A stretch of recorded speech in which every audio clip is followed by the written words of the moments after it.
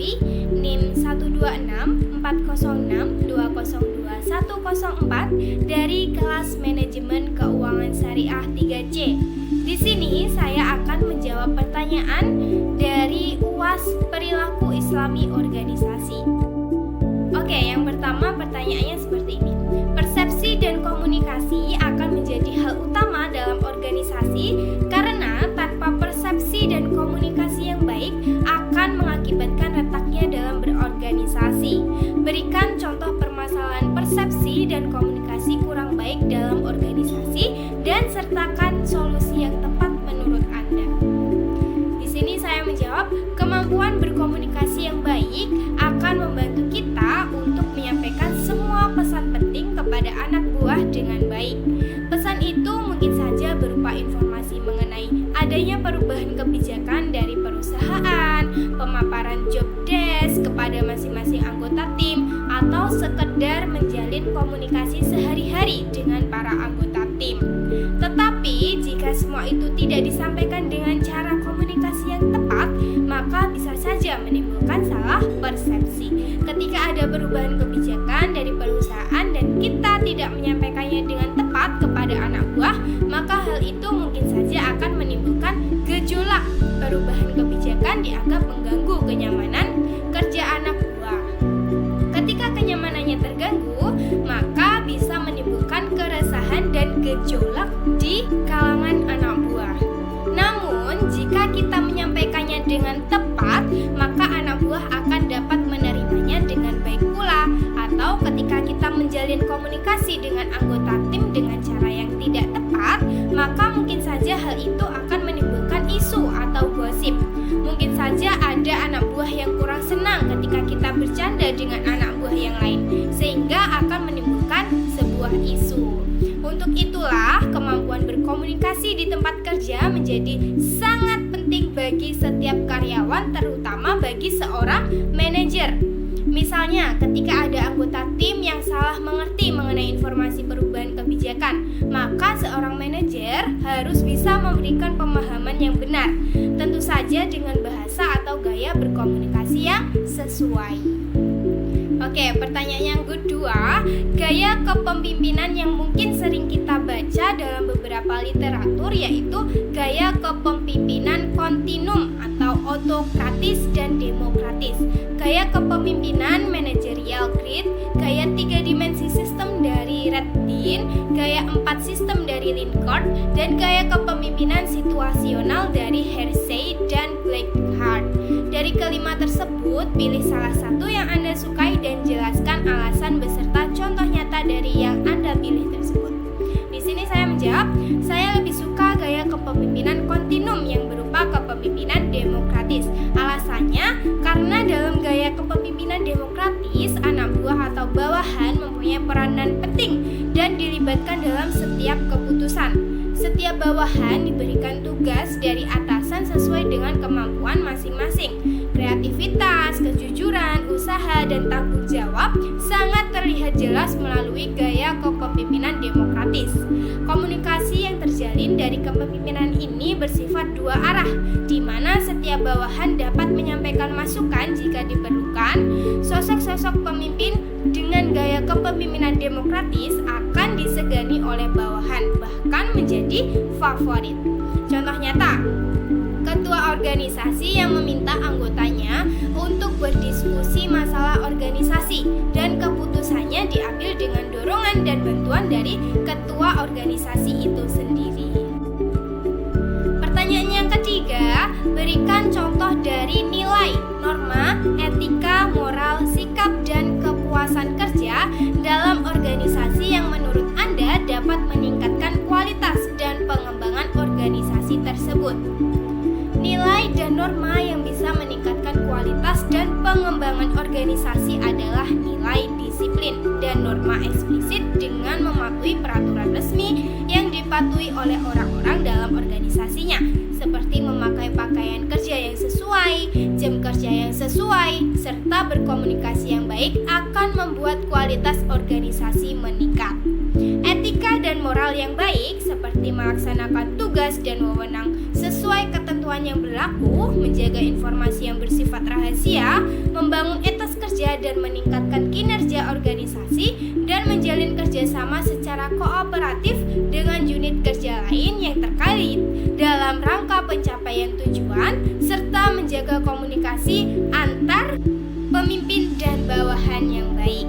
Sikap dan kepuasan kerja yang dapat meningkatkan kualitas dan pengembangan organisasi adalah memberikan upah yang cukup, memperlakukan pegawai secara adil, dan memberikan penghargaan atas hasil yang telah dicapai. Oke, pertanyaan yang keempat yaitu ada beberapa teori motivasi yang dapat kita praktikkan dalam organisasi atau pada tempat kita bekerja.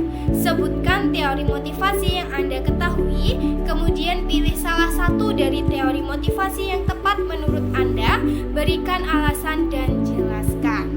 Macam-macam teori yang saya ketahui antara lain teori awal tentang motivasi, ada teori hierarki kebutuhan, teori X dan teori Y, teori dua faktor. Kemudian teori kontemporer tentang motivasi, ada teori IRG, teori kebutuhan, MCC Land, teori evaluasi kognitif, teori penetapan tujuan, teori penguatan, teori keadilan, dan teori harapan. Nah, menurut saya, teori motivasi yang tepat adalah menggunakan teori Y, karena teori Y lebih menyukai gaya kepemimpinan demokratis. Tipe teori Y akan bekerja dengan sendirinya, tanpa perintah atau pengawasan dari atasannya. Teori Y ini adalah tipe yang sudah menyadari tugas dan tanggung jawab pekerjaannya. Teori Y mengatakan bahwa seseorang pada dasarnya itu ingin memberikan yang terbaik. Oleh karena itu, ia tidak ingin terlalu dikontrol, tidak ingin diatur, biarkan ia berkreasi dengan semaksimal mungkin agar bisa memberikan hasil yang maksimal pula. Kemudian, pertanyaan yang kelima, dalam penerapan motivasi seringkali kita menemukan problem yang signifikan. Berikan contoh dari problem tersebut beserta solusinya. Nah, contoh problem dalam penerapan motivasi itu adalah seseorang yang baru saja mengikuti pelatihan mengenai pengembangan sumber daya manusia pada salah satu perguruan tinggi terinspirasi untuk mengadakan perubahan dalam manajemen kepegawaian.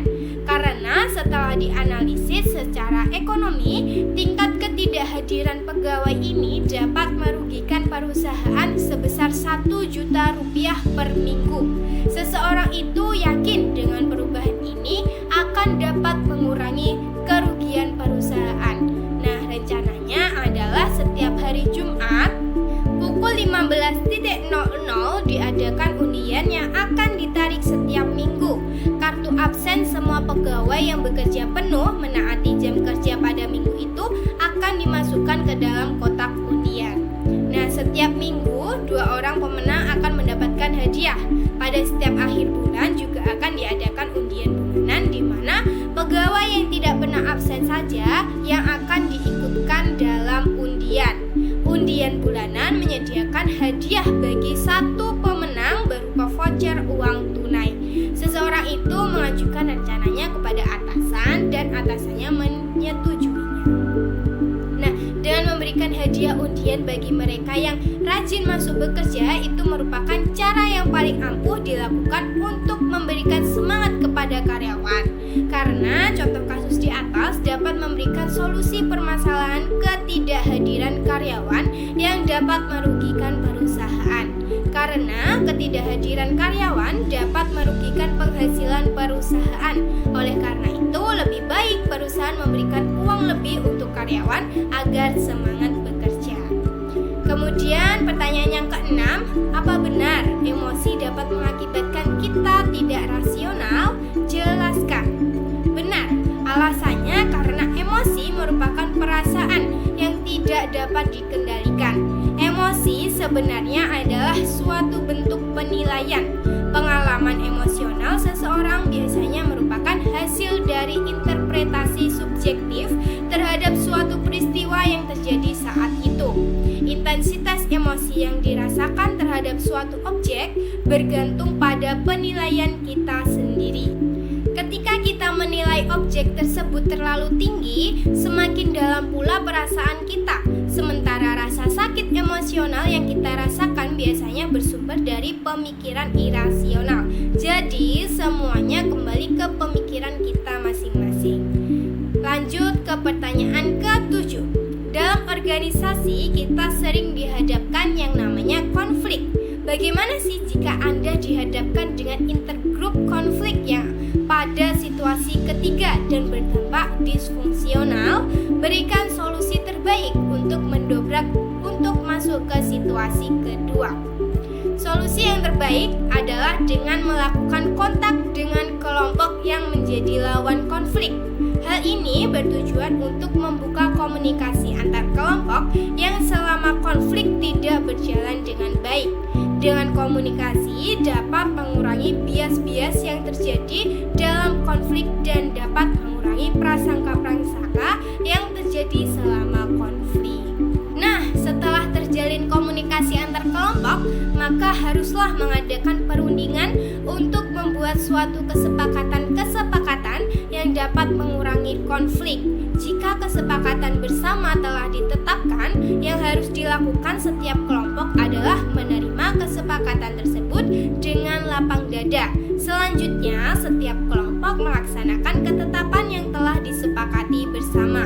Kemudian, yang terakhir adalah melakukan evaluasi untuk menilai apakah kesepakatan yang telah disepakati berjalan dengan baik oleh setiap kelompok.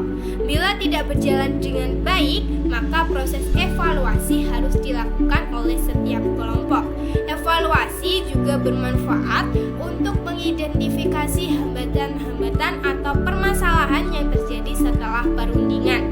Dengan adanya evaluasi, setiap kelompok akan mengetahui apa-apa yang sebaiknya harus dilakukan ke depannya. Lanjut ke pertanyaan ke-8. Dalam strategi negosiasi terdapat negosiasi distributif dan negosiasi integratif. Berikan contoh dari kedua strategi tersebut. Contoh dari strategi negosiasi distributif yaitu harga tawar-menawar di pasar terbuka, termasuk negosiasi harga mobil atau rumah. Dalam mode ini, seseorang berusaha mendapatkan keuntungan dengan menyembunyikan informasi, menyesatkan, atau menggunakan tindakan manipulatif. Jenis negosiasi ini, kedua belah pihak harus merasa bahwa pada akhirnya hasilnya adalah yang terbaik dan dapat dicapai, layak untuk diterima dan didukung. Contoh dari strategi negosiasi integratif yaitu kerjasama Indonesia dengan negara di kawasan Asia Tenggara atau yang biasa kita kenal yaitu ASEAN, yang berusaha untuk menciptakan Asia Tenggara sebagai kawasan yang sejahtera, damai, aman, dan juga stabil. Contoh lainnya adalah kerjasama regional pada kawasan Uni Eropa yang berusaha untuk menjadikan perekonomian Eropa kuat dan stabil. Negosiasi integratif ini lebih menekankan aspek kerjasama, artinya semua pihak sama-sama beruntung. Kemudian lanjut ke pertanyaan ke-9. Ada 3 level budaya organisasi yang diungkapkan oleh Stein. Sebutkan dan beri contohnya. Yang pertama adalah artefak. Stein mengatakan bahwa artefak merupakan penanda pemukaan budaya di setiap organisasi. Bagian budaya yang terlihat dan dapat dilihat oleh pengunjung atau orang luar bisa bentuk dalam aspek-aspek berikut ini. Yang pertama, artefak fisik yang dapat ditemukan melalui arsitektur dan pengaturan interior, ruang fisik, penempatan dan desain kantor, dekorasi, cara berpakaian, dan bahkan kenang-kenangan atau penghargaan yang pernah diperoleh. Yang kedua, bahasa memberikan budaya melalui cara berbicara, tutur kata, level, dan jenis suara, slogan, dan ekspresi khusus. Yang ketiga, cerita dan mitos yang beredar di antara anggota organisasi menunjukkan jenis orang atau tindakan apa yang dianggap heroik, bagaimana jenis situasi tertentu harus ditangani, apa yang tidak boleh dilakukan, apa yang terjadi dalam organisasi ini jika seseorang bertindak dengan cara tertentu, dan seterusnya. Yang keempat, teknologi juga juga merupakan bagian dari budaya karena mencerminkan dan membentuk nilai-nilai dan asumsi melalui operasi, bahan, dan pengetahuan. Yang kelima, tradisi yang terlihat ditampilkan pada upacara dan ritual, praktik sosial, praktik kepemimpinan, dan tradisi kerja yang menunjukkan cara kami melakukan sesuatu. Artefak terlihat, tetapi itu tidak berarti bahwa mereka dapat dipahami dengan mudah dan oleh semua orang. Bahkan, artefak dapat membingungkan bagi pengamat yang tergoda untuk menggunakan label dan stereotip yang tersedia saat melihatnya. Dengan demikian, pembentuk budaya serta pengamat harus menghindari terlalu banyak ke detail artefak serta terlalu bersifat generalisasi dan pelabelan. Kemudian level yang kedua yaitu nilai-nilai. Nilai-nilai berada pada tingkat kesadaran yang lebih tinggi dan nilai-nilai tersebut mencerminkan pendapat bersama para anggota tentang bagaimana hal-hal seharusnya terjadi. Ketika kami mengatakan pendapat, itu berarti bahwa ketika datang ke acting, anggota ini mungkin saja tidak bertindak sesuai nilai-nilai mereka. Nilai-nilai membantu anggota organisasi mengelompokkan situasi dan tindakan mana yang tidak diinginkan atau yang diinginkan. Nilai-nilai jarang mengarah langsung ke asumsi dasar, bahkan setelah nilai-nilai telah diartikulasikan, didaftar, dan diatur sesuai dengan prioritas mereka. Pengamat hanya dapat menemukan bahwa nilai-nilai tidak membentuk suatu pola atau bahwa mereka bertentangan atau tidak sesuai dengan perilaku yang diamati. Kemudian level yang ketiga, asumsi dasar. Asumsi adalah semacam kepercayaan yang diterima begitu saja sebagai fakta sehingga tidak pernah ditentang. Pola asumsi dasar berkembang di antara anggota kelompok sosial dan menjadikan inti budaya dalam organisasi apapun. Ketika asumsi dasar dipahami, artefak dan nilai yang nampak terisolasi dan membingungkan menjadi koheren. Sein memberikan 6 jenis asumsi yang membentuk paradigma untuk setiap organisasi. Yang pertama, asumsi tentang apa itu kebenaran dalam masalah fisik dan sosial, bagaimana realitas dan kebenaran ditentukan, dan apakah kebenaran akan diungkapkan atau ditemukan. Yang kedua, asumsi tentang pentingnya waktu dalam suatu kelompok, bagaimana waktu harus didefinisikan dan diukur. Yang ketiga, asumsi tentang bagaimana ruang harus dimiliki dan dialokasikan, makna simbolis ruang di sekitar orang, peran yang dimainkan ruang dalam membentuk hubungan antara individu, dan batas antara keintiman dan privasi. Yang keempat, asumsi dasar tentang aspek intrinsik atau hakiki dari sifat manusia. Apakah sifat manusia pada dasarnya baik atau buruk? Apakah itu dapat disempurnakan? Yang kelima, asumsi tentang hubungan organisasi dengan lingkungannya, pemahaman tentang pekerjaan dan permainan, dan seberapa banyak kegiatan serta waktu senggang yang pantas. Yang keenam, asumsi tentang cara yang tepat bagi orang untuk berhubungan satu sama lain, cara yang tepat untuk mendistribusikan kekuasaan dan tanggung jawab, manfaat relatif dari kerjasama dibanding kompetisi, individualisme atau kolaborasi kelompok, dasar-dasar kepemimpinan, apakah itu harus menjadi otoritas tradisional, hukum, atau karisma, cara yang tepat untuk menyelesaikan konflik dan membuat keputusan. Kemudian lanjut ke pertanyaan terakhir, yaitu yang ke-10. Jenis budaya organisasi berdasarkan proses informasi dibagi menjadi 4, yaitu budaya rasional, budaya ideologis, budaya konsensus, budaya hierarkis. Berikan contoh tersebut. Yang pertama, budaya rasional. Contohnya adalah seseorang harus belajar agar pintar, seseorang diberikan hadiah karena sudah menolong orang lain, seseorang harus menabung agar menjadi orang kaya, dan seseorang tidak mempercayai hal-hal yang belum dilihatnya. Yang kedua, budaya ideologis. Contohnya adalah saling membantu sesama warga, bergotong royong, menghormati hak dan kewajiban orang lain dan diri sendiri, serta menjunjung tinggi nilai